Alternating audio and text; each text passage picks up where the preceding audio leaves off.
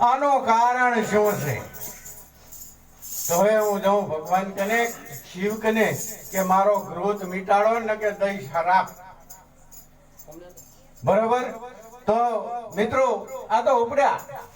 હવે ઓલા અહીંયા શંકર ભગવાન ને તો આ તો શંકર ભગવાન 20,000 વર્ષ કરે. આવા ઋષિઓ મુનિ એમ આપણા ઋષિ મુનિ બધા તપસ્વી છે. એવા મહાપુરુષના દર્શન થયા એ બદલ ખૂબ ખૂબ એનો આભાર કહેવાય. એવા આ શિવ ભગવાન કને જા એટલે શિવ ભગવાને કીધું કે બાપા તમારો ક્રોધ તો અમાથી તો શું મીટે? તો કે હેડો આપણે બ્રહ્માજી કને જાય. તો બ્રહ્માજી કને જા તો અહીંયા બ્રહ્માની ધરુવતમાં માંડ્યા કે આપણને હરાપ દે છે અમે હજુ માતાજી. એવા આવા ક્રોધી માણા હતા. દ્રોણાચાર્ય ઋષિ એટલે એમ એવો મહાન વડકો એટલે દેવો સ્વર્ગના ધરુજે એવા જ્યાં વિષ્ણુ ભગવાન કને તારે કે ભાઈ હવે અમાને મારો ક્રોધ મિટાડો ને બાપુ તમને ભગવાન શ્રાપ જ દઈશું.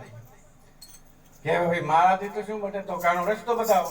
કે ચલો નારદ મુનિ કને જાય. તો નારદ મુનિ કને જા. નારદ મુનિને કીધું કે ભાઈ તું મારો ક્રોધ મિટાડ ને કે તને તો નારદિયા આવીને પાસ હોય હરાબ દઈશ. એટલે નારદે કીધું કે ભગવાન તમે દ્વારકામાં જાઓ. કૃષ્ણ ભગવાન તમારો ક્રોધ મિટાડે, બીજા કોઈની તાકાત નથી. એટલે આ તો હેડતા જેવું કે નારદી આ ચૂકને હોય તો તમે પાસ હોય આવીને હરાબ દઈશ. તે આ તો અહીંયા કૃષ્ણ ભગવાનને મોરથી ખબર પડી. તે અહીંયાની ત્રણેય રાણીઓ રુક્ષ્મણી, રાધિકા, રામવતી ત્રણેય કે હેડો ને કે આવે જો આપણો બાપ ને કે આ હરાબથી આપણે હેઠા રહેશે ને આપણો બાપ આવે રહ્યો. તે આ તો ત્રણેય ચારીને બધાને આવનો હામયો ઢોલ ને નગારા ને કરતા જ્યાં દરવાજે હામયો કર્યું. પોતાને કંકુન તિલક કરીને હામયો શેરીઓ વાત કરતા કે પહેલી વાર મારું આ હામયો થયું છે. લા કરશન કે ત્યાં મેં પહેલી વાર મારું હામયો ત્યાં પહેલી વાર કર્યું છે.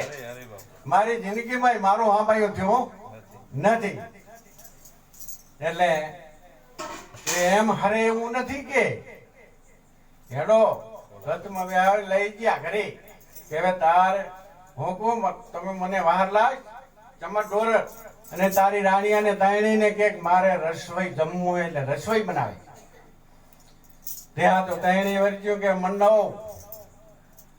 તમારી રાણીને હાથે જ જમવું છે, તમારી રાણીઓ બીજું કોઈ આવે નહીં.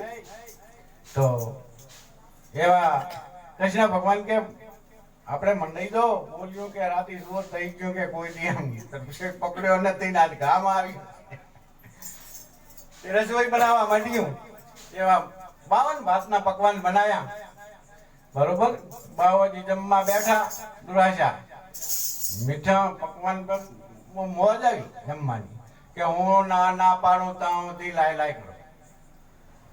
હા તો જમવા બેઠા જમે એટલે આ તો જેટલું લાવ્યો એટલું જમી જાય કે લાવો હું ના પાડું થી લાય કરો. કૃષ્ણ ભગવાન ને કે હવે ઘરમાં સામાન એ નથી, આ બાવાન ઉઠાડો ને કાંઈ રહ્યું નથી, જમી ગયા બધું કે એમ છે કે હોય. તો કૃષ્ણ ભગવાને એમ તો આમ કરી ખીર લાવી. બાપુ આટલું જમો ત્યાં સુધી બીજી થઈ જાય રસોઈ. એ ખીર ગાધીને પોતાને સંતોષ થઈ ગયો. બસ કે હવે મારે જમવું નથી. હવે કે મો કેમ કર કે રથ જોડો, મારે તારી નગરીમાં ફરવા જવું છે. એટલે ઘોડા બોડા નહીં કે તારે તારી ત્રણ રાણીઓ તો તમે જૂતો, મારે તમારી નગર ચર્ચા કરવા જવું છે. તો આ તો બોલે એમ કે હેડો ને કે આ તો બાપો દી યારા જે જ્યાં એ ત્રણેય રાણીઓ ચારે જુત્યા રથે ફરતા રુક્ષ્મણી ત્યાં તરસ્યા. આમ કરીને આમ અંગૂઠો માર્યો કે આમ કૃષ્ણ ભગવાનને સમજાયું કે માનું તરતરા લાજી કે ઓલો ભારી ગયો ને તો અહીં મોઈ ગયો. તો એટલે દુર્વાસા અંદર બેઠા હતા, ભારીજા ગયા ચાલી ગયો ફિર્યા, હાલ દ્વારકા શેઠો છે એટલે ઉભા રહ્યા. કૃષ્ણ ભગવાન પાછા ફેરવી લાયા કે હવે ભાઈ રસોઈ બનાવો, મારે જમવું છે.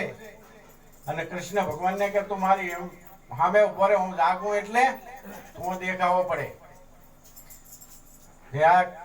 પોતે ઉભા રહ્યા હામાં અને જાગ્યા એટલે પોતે કે હા કૃષ્ણ તે મારી હારા મારી સેવા કરી છે, એટલે હવે તું માગ મારા કને, મારે તને આ દેવાનું છે ને છે. કૃષ્ણ ભગવાન કે મારે તો પ્રભુ કઈ જોતું નથી, કારણ કે ના મારે કાંઈક તને દેવું તો છે જ. મેં મારી જિંદગીમાં કોઈને આશીર્વાદ આલ્યા નથી ને આજ તને જોયો, બરાબર? એટલે તું માગ કે ના પ્રભુ મારે શું જોઈએ. તો કે પછી દુર્વાસાએ એક આવડી વાટકીમાં ખીર બનાવીને આલી કે આ તારા શરીર માથે બધા આખા અંગ માથે ચોપડી. કૃષ્ણ ભગવાને આખો અંગ માથે ખીર ચોપડી એટલે આખું વજરનું બની ગયું ને આટલા પગ રાખ્યા પાણી. એટલે દુર્વાસા મુનિએ પૂછ્યું કે આ તે પગ ચમ પાણી રાખ્યા? બાપુ કે તારા અમરકાયા કોઈની રી નથી અને રહેવાની નથી, બરોબર?